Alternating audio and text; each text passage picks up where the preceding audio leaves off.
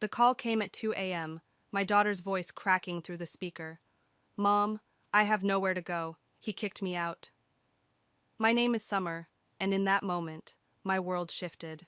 I'd been dreading this call ever since Iris married Jeremiah 2 years ago. Mother's intuition, they call it. I knew that smug smile of his was hiding something dark. I'm coming to get you. Where are you? I was already pulling on my boots, phone pressed between my ear and shoulder. The Starbucks on Fifth. She was trying not to cry. I could hear it in her breathing, that careful control she'd learned from years of dance recitals and public speaking. Stay there, 20 minutes. The streets were empty as I drove, streetlights casting long shadows across the pavement. My hands gripped the steering wheel so tight my knuckles turned white. I found her huddled in a corner of the coffee shop, a single duffel bag at her feet. Her mascara had left dark trails down her cheeks. Baby girl, I whispered, pulling her into my arms. She smelled like rain and desperation. He said I was nothing without him, she mumbled into my shoulder, that I'd never make it on my own, that everything I have is because of him. The fury rose in my chest like a tide. Tell me what happened. I found messages on his phone. He's been seeing someone from work. When I confronted him, he laughed. Actually laughed, Mom. Said I should be grateful for everything he's given me. Then he told me to get out. My phone buzzed. A text from Ava. Is she okay? I can come over. I typed back quickly. Got her. Come tomorrow. The drive home was quiet, broken only by Iris's occasional sniffles. I watched her from the corner of my eye, seeing shadows of myself 20 years ago. The same broken spirit, the same shame. But I had something now that I didn't have then. Power. At home, I made her chamomile tea, the same way I did when she had nightmares as a child. She curled up on my couch, looking so young in her oversized sweater. You can stay as long as you need, I said, sitting beside her. But there's something I need to tell you. She looked up, those green eyes so much like mine. What is it? Remember that summer I worked extra shifts at the diner, when you were 6? She nodded slowly. You were never home. Ava was so little, we stayed with Aunt Regina a lot. I wasn't just working at the diner. I took a deep breath. I made an investment. A friend had this startup idea, something about cloud computing. I put everything I had into it, sold my car, took out a loan. Everyone said I was crazy. Mom, what are you saying? That company is worth billions now. I own 8% of Tech Cloud Solutions. The teacup slipped from her hands, spilling across the carpet. Neither of us moved to clean it up. But you still live in this house. You drive a Honda. I kept it quiet. After what happened with your father, I learned that sometimes the best power is the one nobody knows you have. I reached for her hand. And now it's time to use it. I don't understand. My phone buzzed again. Regina. Documents are ready, meeting tomorrow? You're going to understand soon enough, I said, squeezing her hand. Jeremiah thinks he can break you because he controls the money. He thinks that makes him powerful. I smiled, remembering Collins's words from all those years ago. Sometimes the best revenge is becoming exactly what they said you couldn't be. Mom, you're scaring me a little. Don't be scared, baby. Be excited. Tomorrow, we're going to show Jeremiah exactly what you're worth without him. I pulled her close, feeling her tears soaking into my shirt. And trust me, it's going to be a lot more than he ever imagined. She pulled back, wiping her eyes. What are you planning? Let's just say I've been waiting for the right moment to help you spread your wings. I stood up, finally moving to clean up the spilled tea. Get some sleep.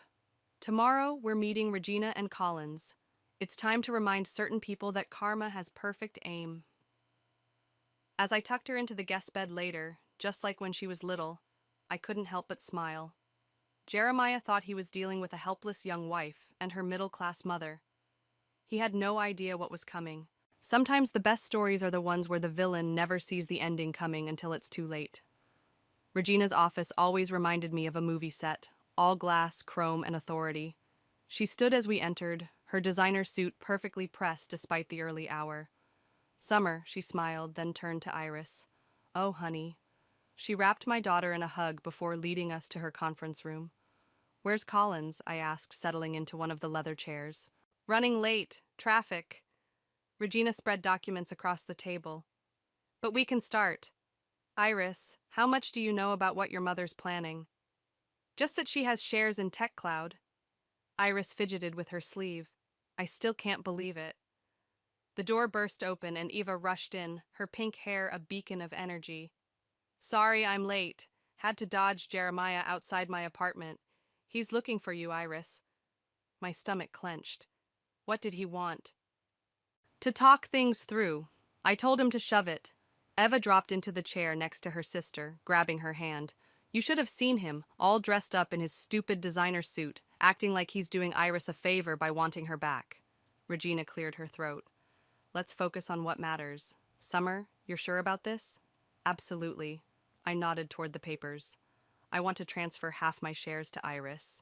Mom, no! Iris straightened. That's your money, your security. Actually, Collins's voice came from the doorway. Your mother's other half is still worth more than most people see in a lifetime.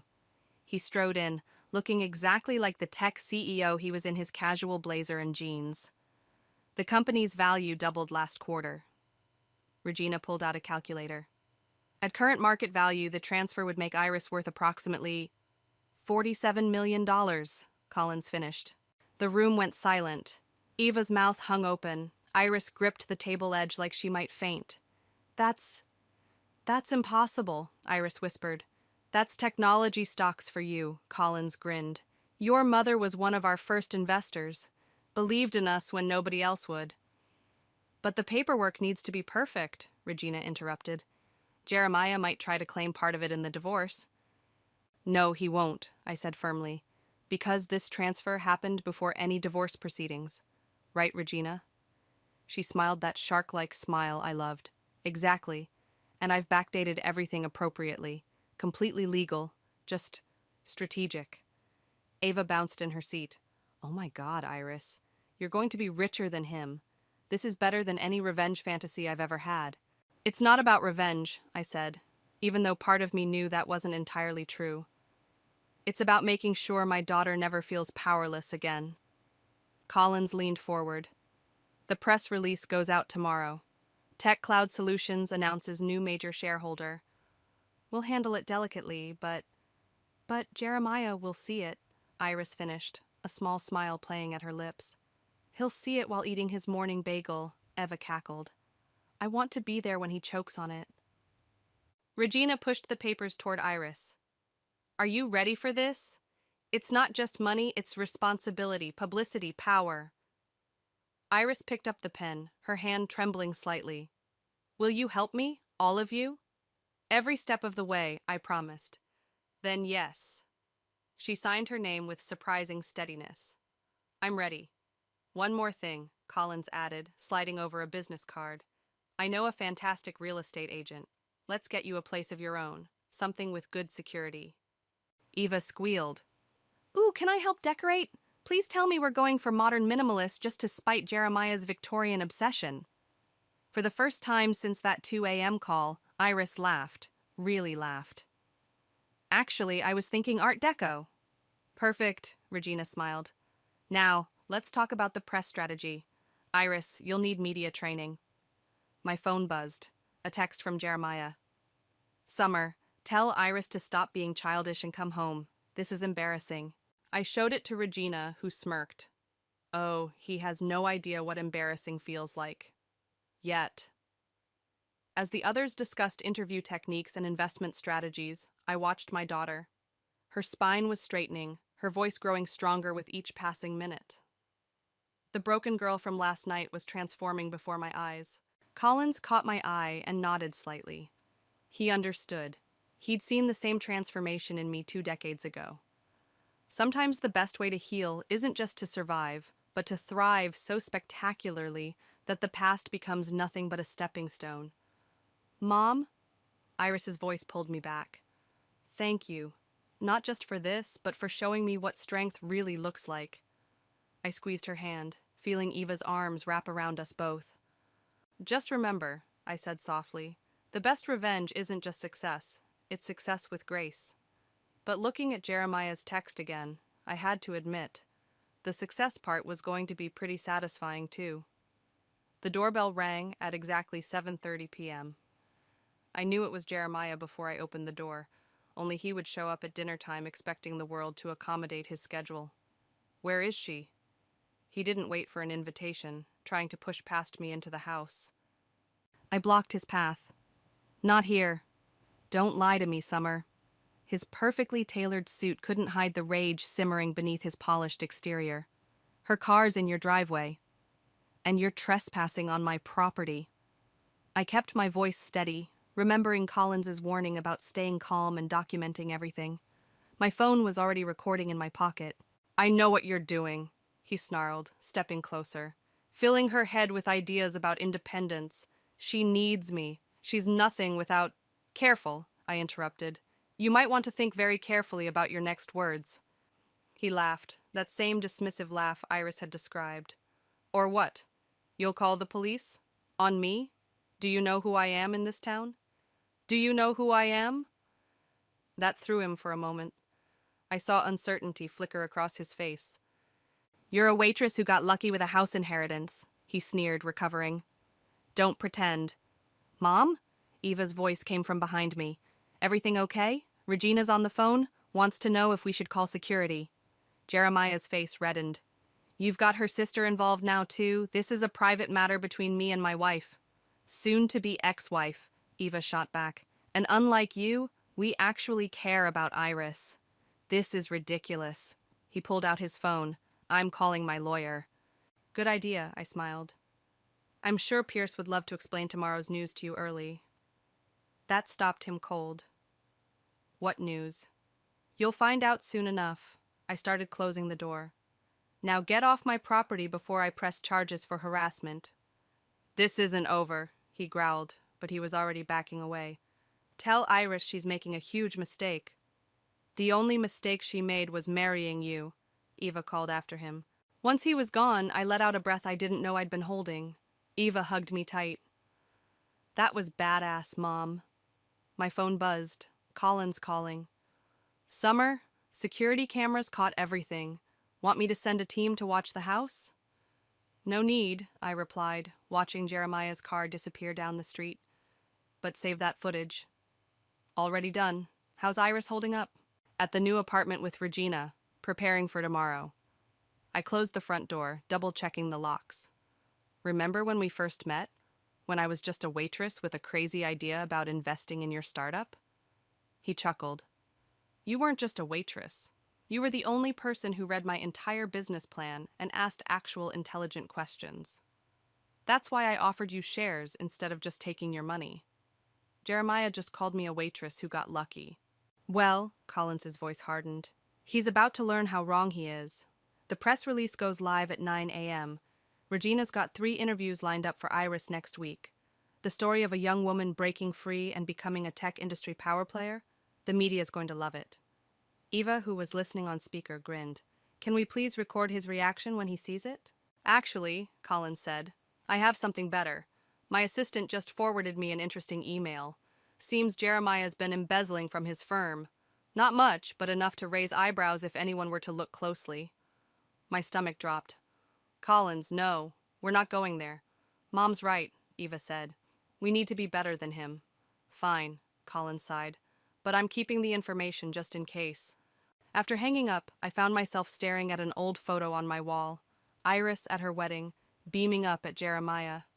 She looked so hopeful, so certain of her future. My phone buzzed again. A text from Jeremiah. You have no idea what you're starting. Back off now, or everyone will know what really happened in Seattle 15 years ago.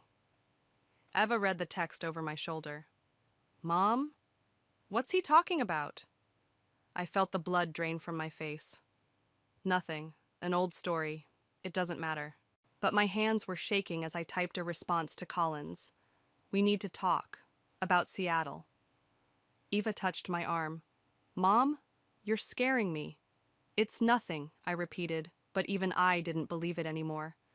Just old ghosts. My phone lit up with Iris's face. Mom, Regina just showed me the final press release.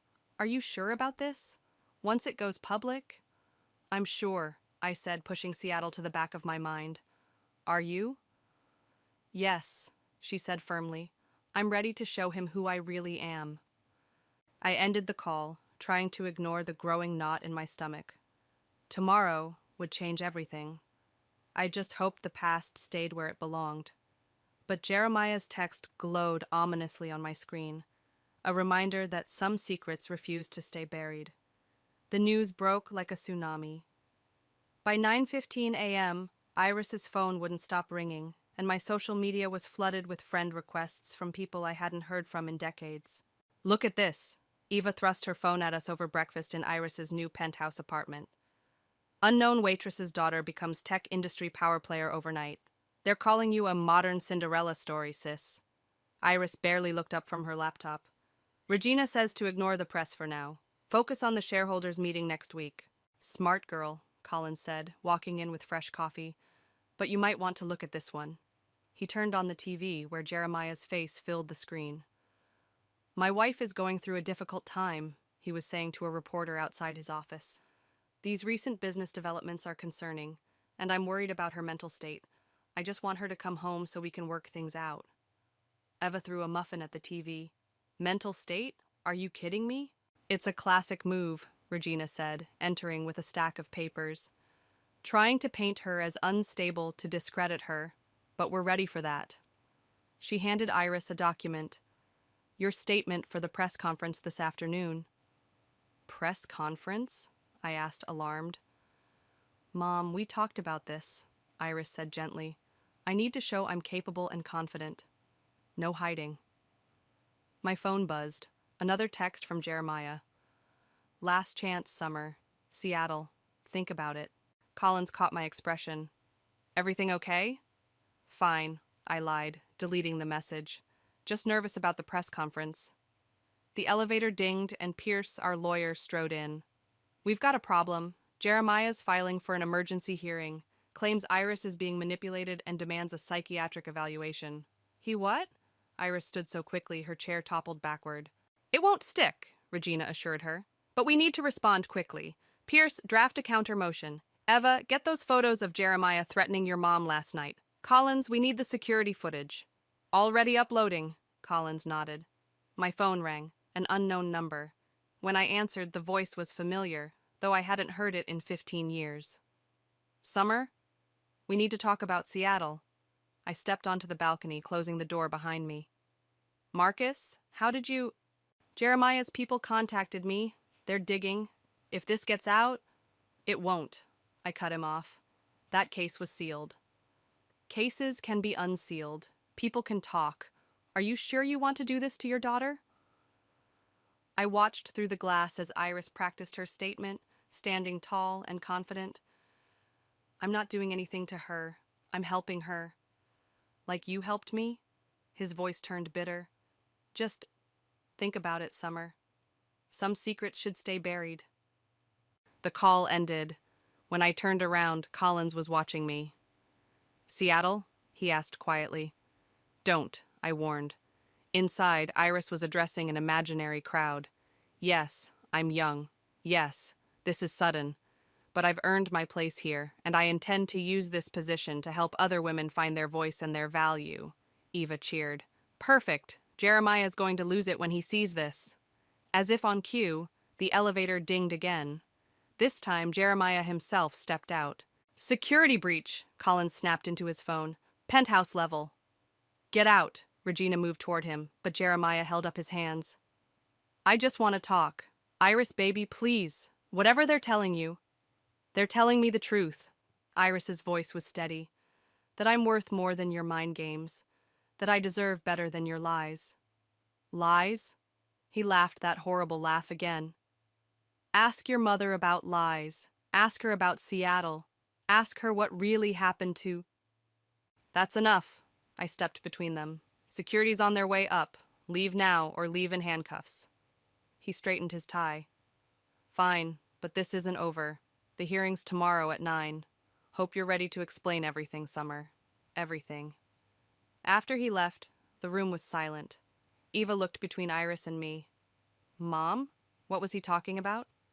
Nothing, I said automatically. But Iris shook her head.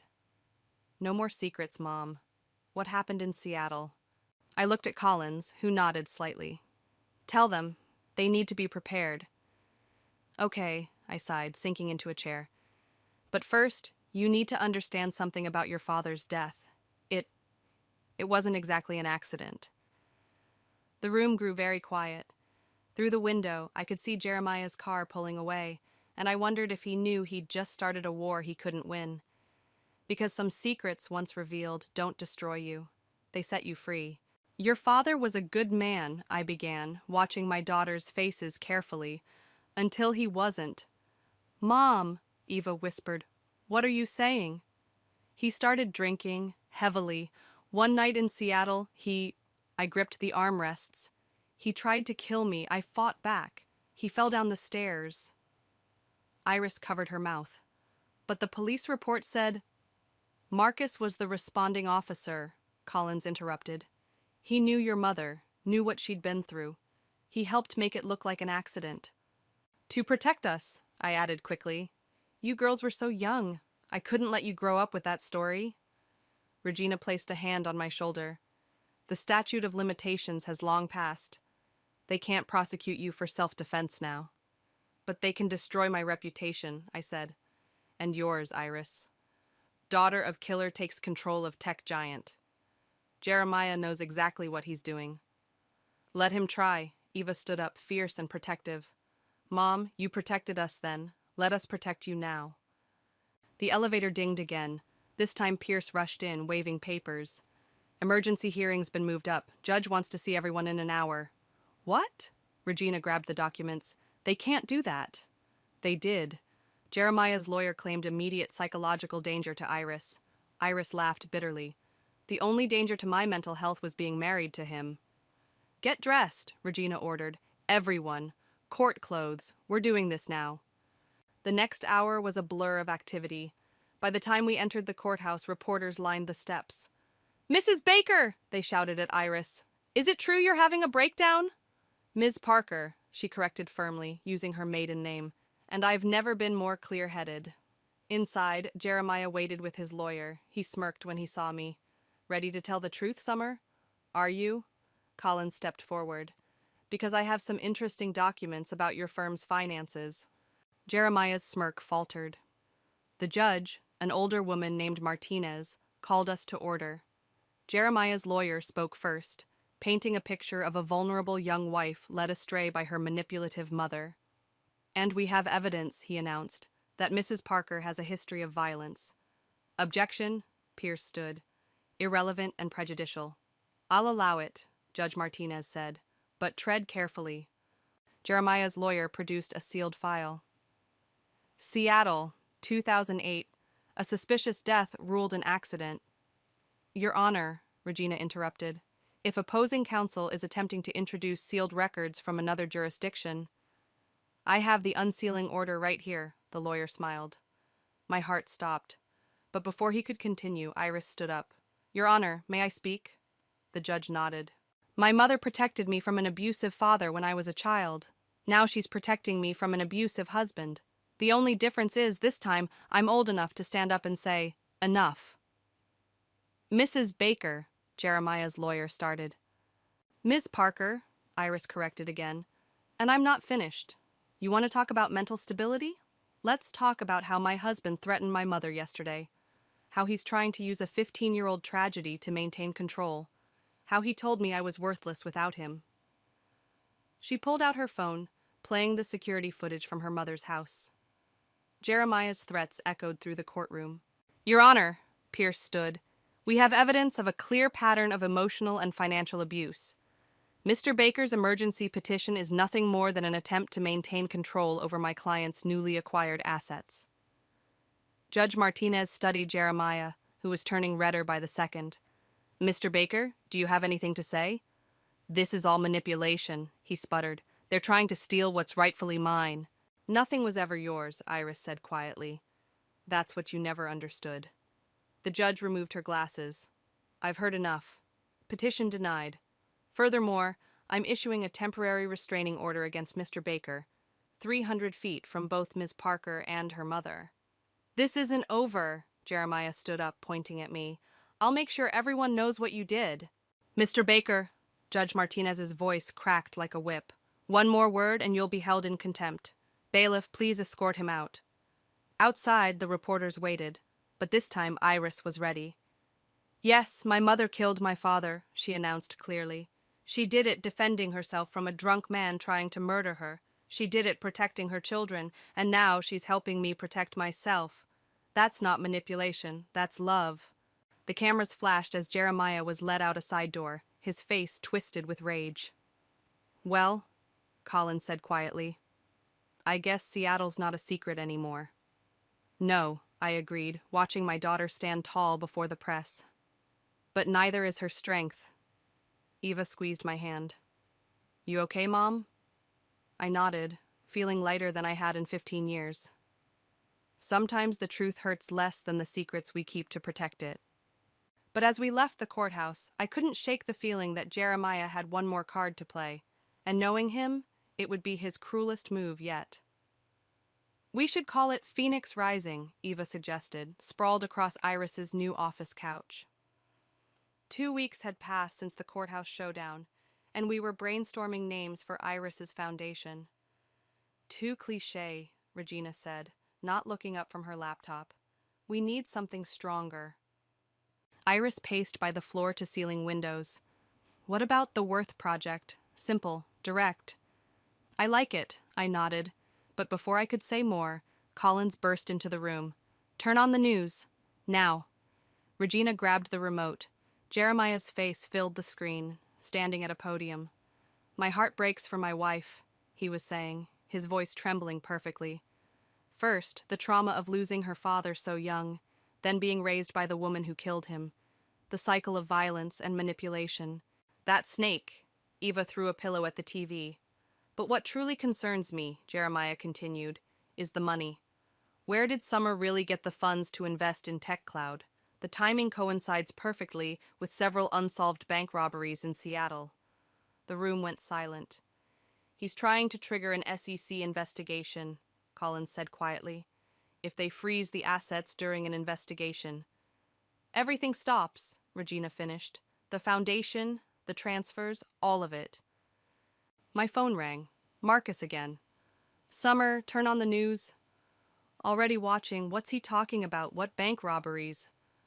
There were 3 right before you invested with Collins. Your husband's death, then the robberies, then your sudden move. Some detective's been connecting dots that aren't there. But that's insane, I protested. I was working double shifts at the diner. Do you have proof? Records from 15 years ago? I felt the blood drain from my face. The diner burned down 12 years ago. All their records were lost. Exactly, Marcus sighed. Summer, they're reopening the investigation into your husband's death, too. I can't help this time. I hung up as Iris turned to me. Mom, tell me this isn't true. Of course it's not true.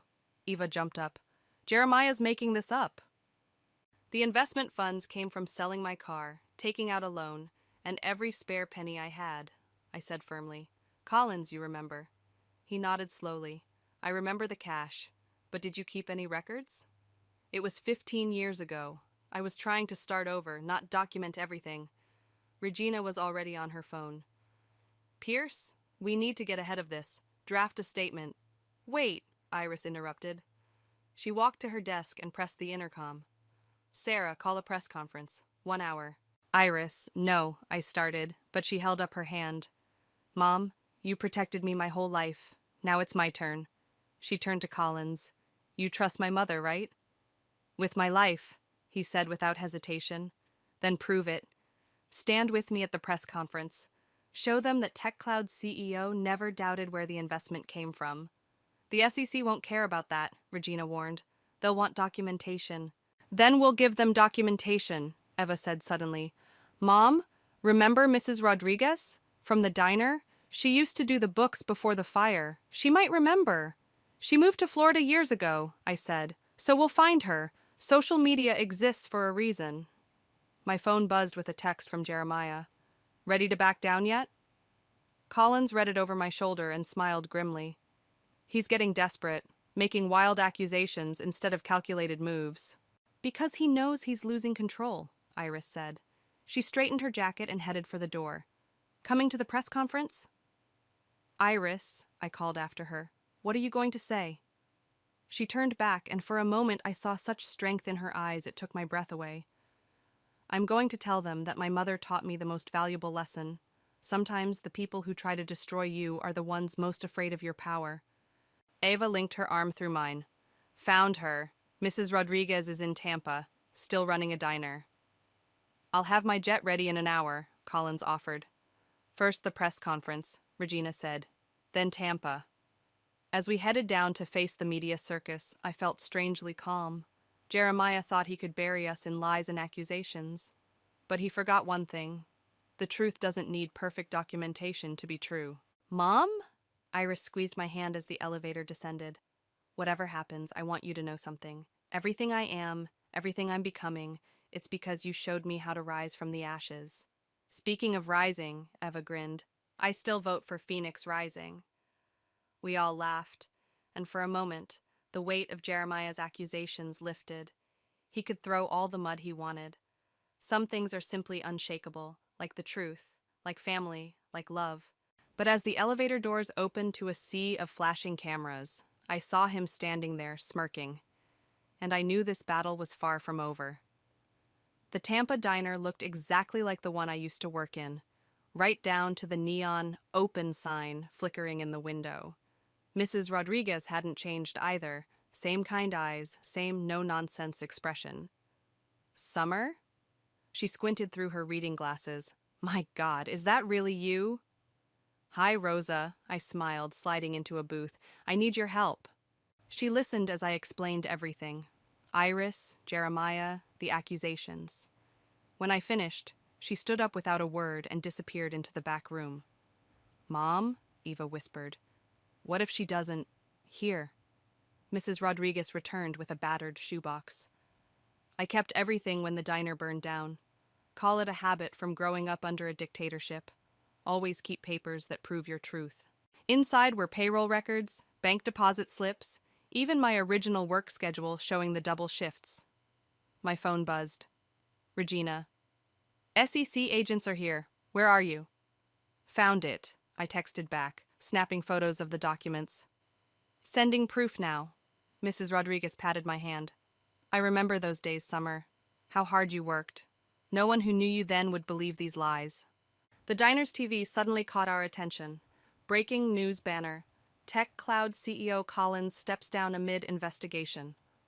What? Eva grabbed her phone. That wasn't part of the plan, Collins answered on the first ring. Had to do it, Summer. They were going to suspend trading of our stock. This way the company's protected while we fight. Fight what? I demanded. Jeremiah's lawyer just submitted surveillance footage from Seattle, the night before the robberies. Shows you meeting with known criminals. My blood ran cold. That's impossible. Mom? Eva's voice shook. What's he talking about? The support group, I whispered. For domestic abuse survivors. Some of them had records. We met in that coffee shop every week. Mrs. Rodriguez was already pulling out her phone. I was there too, remember? I drove you to those meetings. I'll testify. But the hits kept coming. Regina called next. Jeremiah's pushing for an emergency shareholders meeting, trying to force Iris out. He can't do that, Eva protested. She owns the shares. He's claiming they're proceeds of criminal activity, if he can prove that. My phone lit up with another call. Iris this time. Mom, come back now, please. He's here at the office with the FBI. We raced to the airport, Collins's private jet waiting.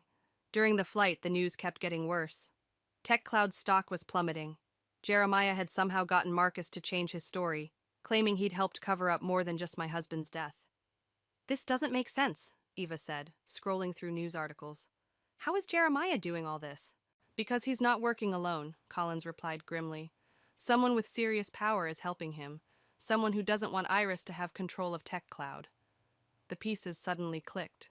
The merger, I gasped. The one you blocked last month. Who was trying to buy the company? Collins's face darkened. Global Tech Partners, run by Jeremiah's father, Eva finished. Oh my God. We landed to chaos. Reporters swarmed the airport, shouting questions. Police cars surrounded TechCloud's building. And there, on the steps, stood Jeremiah with his father, a silver-haired man in an expensive suit who radiated power. "Mrs. Parker," an FBI agent approached as we got out of the car. "We need you to come with us." "No." Iris's voice rang out across the plaza. She strode toward us, Regina at her side. "You want to question my mother? Do it here, in public. Let everyone see what's really happening." "Iris," Jeremiah called out, "don't make this worse. Just sign the shares over and all this goes away." "Like hell it does," Eva snapped.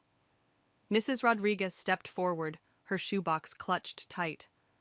"I have proof of Summer's income. Every penny she invested came from honest work. And I have proof of what really happened in Seattle," a new voice called out. We turned to see Marcus pushing through the crowd, holding a file. "The real file, not the doctored one you paid me to create." Jeremiah's father moved forward, menacing. "Think carefully about what you're doing, officer." "Oh, I have," Marcus replied. 15 years of thinking about it. And I'm done being afraid of men like you." The FBI agent took the file, reading quickly. His expression changed. "Sir," he said into his radio, "we need to redirect this investigation." "No!" Jeremiah lunged forward, but security held him back. "You can't do this. I had it all planned. The evidence, the timing, the confession?" Ava held up her phone, recording. "Thanks for that, by the way." The plaza erupted in chaos. Reporters surged forward as Jeremiah's father was led to a police car, his son shouting accusations behind him. But through it all, Iris stood tall, her hand finding mine. "Ready to finish this?" she asked. I squeezed her hand, feeling stronger than ever. Together. Because sometimes karma needs a little help, and sometimes justice wears a pantsuit and carries a shoebox full of truth. "The Worth Foundation proudly announces its first grant recipients," Iris read from the podium, her voice strong and clear. The auditorium was packed with journalists, business leaders, and most importantly, women ready to rebuild their lives.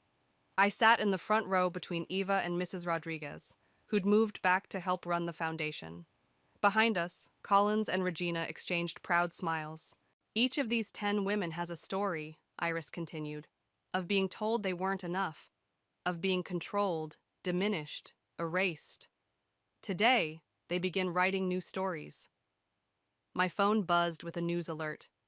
"Former tech CEO pleads guilty in corporate conspiracy case." Jeremiah's father's face filled the screen, followed by a smaller photo of Jeremiah being led into court. Ava peeked at my phone and whispered, "Karma's got amazing timing."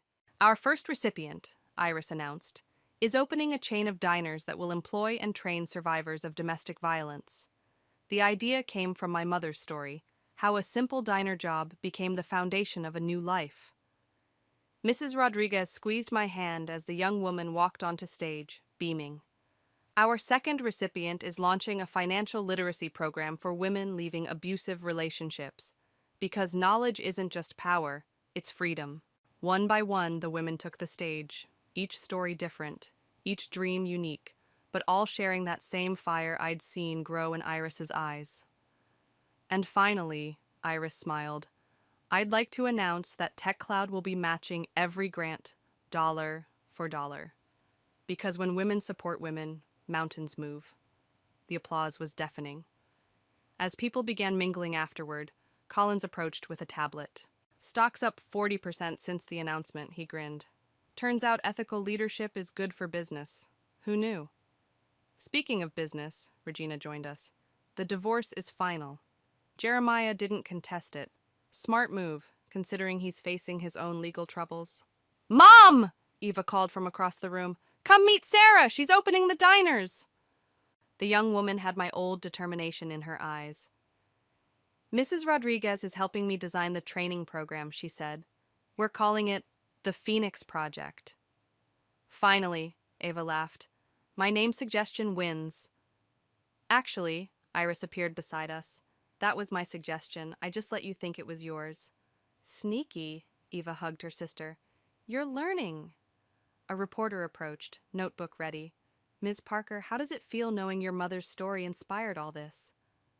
Iris looked at me, her eyes shining. My mother taught me that true strength isn't in hiding our scars, but in helping others heal theirs. Everything here today?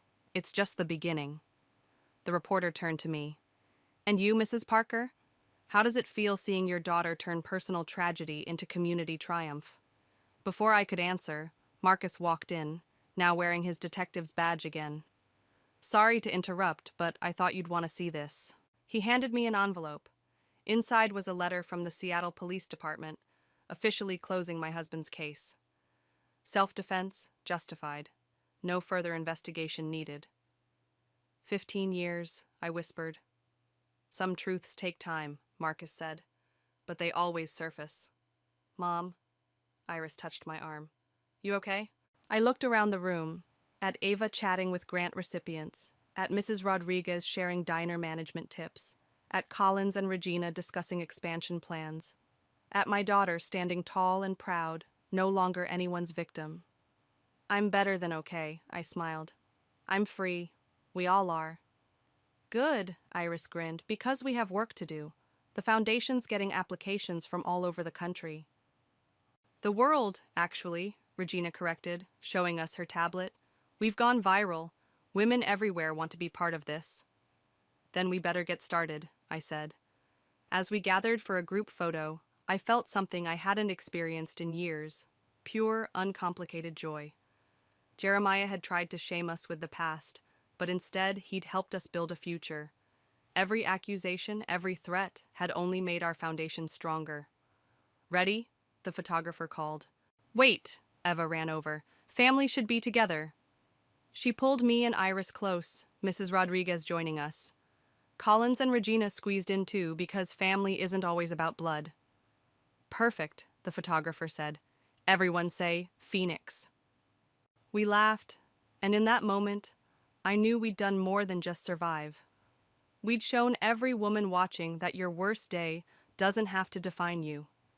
That sometimes the people who try to break you end up giving you the pieces to build something beautiful. The camera flashed, capturing not just smiles, but triumph. Because revenge isn't always about destroying your enemies. Sometimes it's about building something so magnificent that they become irrelevant. And that's the sweetest victory of all.